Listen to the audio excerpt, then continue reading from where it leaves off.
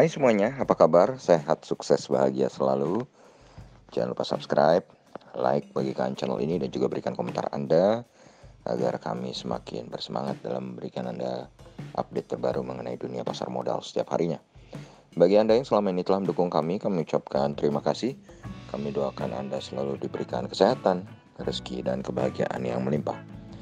Jangan lupa aktifkan lonceng notifikasi agar Anda tidak tertinggal setiap update terbaru dari kami, BestBiz ID. Yuk langsung saja kita mulai dengan market review untuk perdagangan hari ini. Perdagangan terakhir di minggu ini hari Selasa 11 Mei 2021. Sebelumnya pada market outlook tadi pagi kami mengatakan bahwa dengan memerahnya market Asia dan juga market Amerika, kami memprediksi bahwa market Indonesia atau IHSG kita akan tertekan sebesar 52% berada di dalam zona merah. Dan ternyata memang IHSG kita sejak pembukaan sampai penutupan terus berada di dalam zona merah. IHSG dibuka di 5.965,852, sempat naik sedikit ke titik tertingginya di 5.966,664 dan turun sampai titik terendahnya di 5.911,376 untuk akhirnya IHSG ditutup di 5.938,351. IHSG hari ini mengalami penurunan 0,63% atau 37,436. IHSG sendiri sebenarnya tadi sempat tertekan sampai minus lebih dari 1%, tapi akhirnya berhasil membalikan keadaan di menjelang penutupan. Dan kalau kita lihat indeks LQ45 sendiri ternyata ditutup sama dengan IHSG melemah 0,63%, yaitu melemah 5,572 poin atau 882,931. Jadi kalau kita lihat memang ada kesamaan di LQ45 dengan di IHSG. Dan kalau kita lihat total transaksi yang terjadi adalah 9,448 triliun rupiah. 153 saham tercatat mengalami kenaikan dan 321 saham tercatat mengalami penurunan. Market capital IHSG turun menjadi 7.053,120 triliun rupiah. Investor asing tampak melakukan net foreign sale sebesar 60,23 miliar di IHSG hari ini. Dan kalau kita lihat selama 1 minggu terakhir, IHSG masih tetap berada di posisi net foreign buy sebesar 717,93 miliar rupiah. Dan kalau kita lihat dalam 1 bulan terakhir, IHSG pun masih positif atau net foreign buy sebesar 1,44 triliun rupiah. Dan kalau kita lihat dari kurs rupiah saat ini, rupiah menguat sangat tipis 2 poin atau 0,01% ke 14.186. Dan memang menguatnya rupiah ini kami sebut juga sebagai katalis yang menahan penurunan IHSG terlalu dalam, mencegah penurunan yang terjadi seperti Jepang. Kemudian kalau kita lihat dari pasar spot emas dunia, harga emas dunia saat ini turun sedikit 1,2 poin atau 0,07% ke 1.835,50. Dan kalau kita rupiahkan, harga emas menjadi 836.918 rupiah. Lalu kalau kita lihat dari daftar saham-saham yang dijual oleh investor asing, maka pemimpinnya adalah Bank Rakyat Indonesia Tbk atau BBRI. Net foreign sale 266,1 miliar rupiah. Sahamnya turun 60 poin atau 1,48% ke 3.990.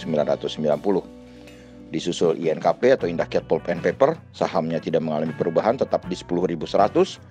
Net foreign sale 45,4 miliar rupiah.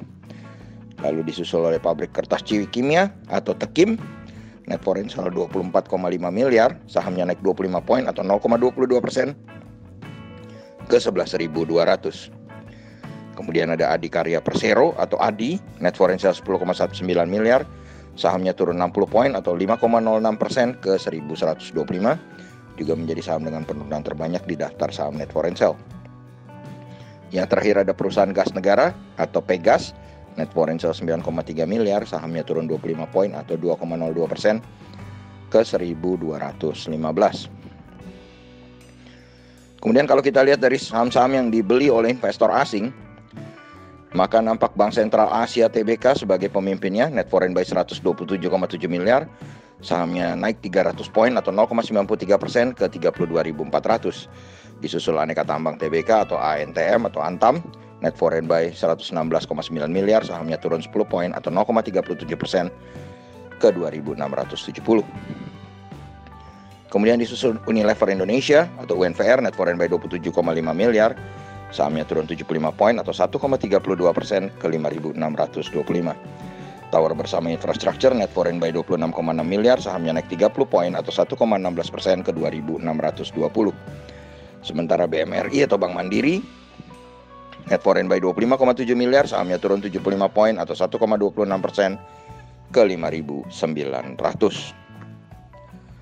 Lalu kalau kita lihat dari market regional Asia, indeks Nikkei 225 Tokyo Jepang mengalami penurunan yang sangat dalam 3,08% atau 909,750 poin ke 28.608,590.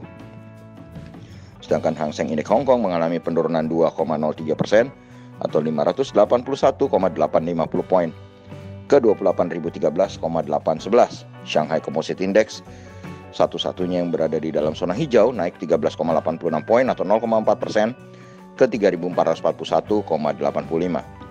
Sedangkan Straits Times Index Singapura mengalami penurunan 41,51 poin atau 1,32% ke 3.140,450. Dan kita bergeser selanjutnya ke opening market Eropa. Kalau kita lihat market regional Eropa, kompak memerah dengan sangat dalam. FTSE 100 Indeks London mengalami pelemahan 2,23% atau 159,11 poin ke 6.964,38. Sedangkan GDXI atau Xetra DAX Frankfurt melemah 2,01% atau 309,07 poin ke 15.091,34. Sedangkan posisi dolar indeks atau DXY kembali melemah tipis 0,06 poin atau 0,01% ke 90,206. Tetapi kalau kita lihat Dow Jones Index Future juga melanjutkan pelemahannya, melemah 176 poin atau 0,51% ke 34.492. Dan kalau melihat pelemahan market Eropa yang cukup dalam dan market Amerika yang agaknya nampak kembali akan ditutup di zona merah pada hari ini, tentu kekhawatiran orang-orang mulai muncul tentang adanya sell on May and go away, karena memang biasanya di bulan Mei sendiri sering terjadi sell off atau aksi ambil untung oleh para investor, khususnya di market Amerika, yang akhirnya berimbas ke market regional Asia dan market Indonesia. Dan untuk itu kami memprediksi, walaupun kita masih cukup lama menunggu libur panjang, kami memprediksi bahwa hari Senin nanti market kita akan tertekan cukup signifikan juga oleh market dunia kalau memang terjadi hal seperti itu. Jadi untuk hari Senin 17 Mei 2021 kami memprediksi IHSG 51% akan berada di dalam zona merah, sambil kita harus memantau selama libur ini, karena market luar atau market US dan market Eropa tetap buka, kita harus tetap memantau bagaimana sebenarnya pergerakan dari market Eropa dan Amerika sendiri. Demikianlah apa yang bisa kami sampaikan kali ini. Semoga bermanfaat bagi kita semua. Tetap sehat, tetap semangat, maju terus dalam mencapai profit maksimal di pasar modal Indonesia, dan jangan lupa untuk selalu berusaha berbahagia.